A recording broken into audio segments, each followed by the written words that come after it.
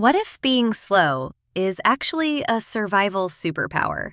Sloths are the slowest mammals on Earth. They move so little, algae literally grows on their fur. So why haven't they gone extinct?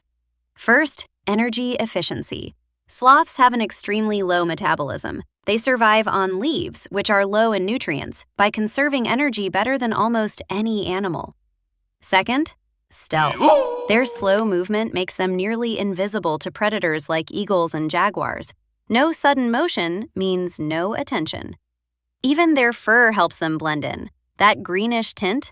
It's algae, natural camouflage in the rainforest canopy. So while speed helps many animals survive, sloths prove that sometimes slowing down is the ultimate evolutionary advantage.